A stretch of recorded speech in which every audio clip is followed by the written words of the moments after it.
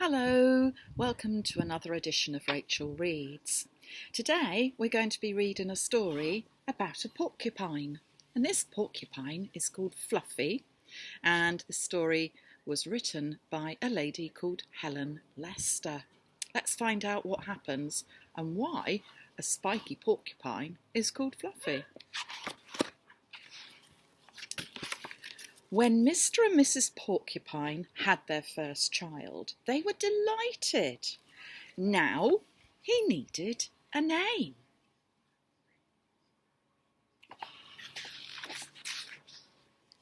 Should they call him Spike? No, Spike was too common. Common means a lot of people called their baby porcupine Spike because of all the spikes. Should they call him Lance? No, too fierce. Should they call him Needleroozer? No, Needleroozer was too long. Prickles, Pokey, Quillian. Then together they had an idea. Let's call him Fluffy, they said. It's such a pretty name. Fluffy. There he is. But soon there came a time when Fluffy began to doubt that he was Fluffy. He first became suspicious when he backed into a door and stuck fast. That really was not a Fluffy thing to do. Can you see him with all his spikes stuck into the door? And Daddy hasn't looked and he's putting his hat on Fluffy's face. He was even more convinced when he accidentally slept on his back. Oh, and poked holes in the mattress. A very unfluffy thing to do. When he tried to carry an umbrella, he knew the truth without a doubt. Fluffy definitely wasn't. Oh, look at all those holes in the umbrella.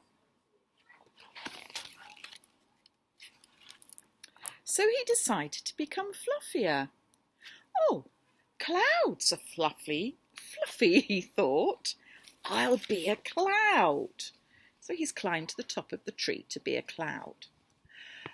Oh, but he couldn't stay up. Hope you can see the picture of him falling down. I know, pillows are fluffy, he said. I'll be a pillow. But when his mother sat on him, she wasn't pleased.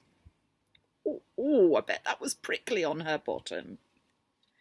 He tried soaking in a bubble bath for 45 minutes, but he did not become fluffy. He became soggy. He tried whipped cream. He put a little on each quill. It wasn't easy and it took more than half a day. But this didn't make Fluffy fluffy. They should have named me Gooey, he said. What a mess. Expect he needed a very long bath after that too. He ate a lot of fluffy marshmallows. He rolled in shaving cream and feathers. He even tried, wait for it, to become a bunny. You see him in all those pictures. So, marshmallows, shaving cream, and at the bottom there, a bunny. Doesn't look very convincing. But the truth remained. Fluffy wasn't.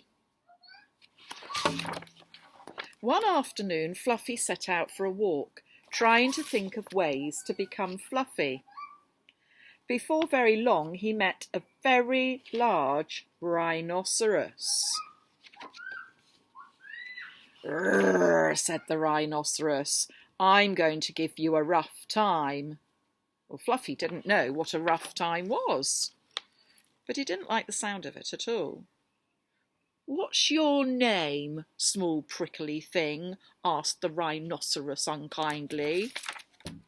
"Fluffy," said Fluffy.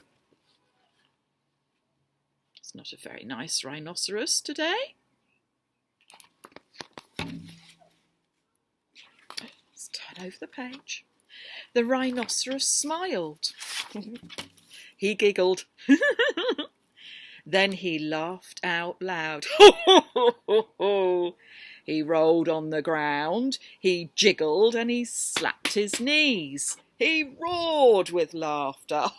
"A porcupine named Fluffy," said the rhinoceros. I'm going to try and get all these pictures in here so that you can see them.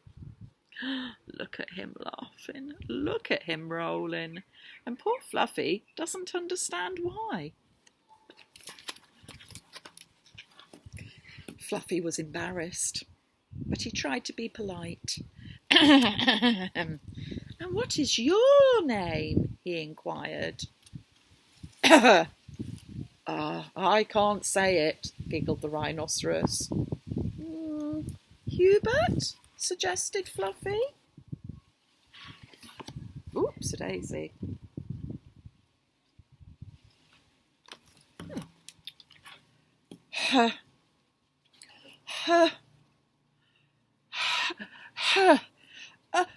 Oh, help, I just can't say it. Oh, I'm laughing so hard, said the rhinoceros. Harold, or maybe Herman, asked Fluffy. No, gasped the rhinoceros, it's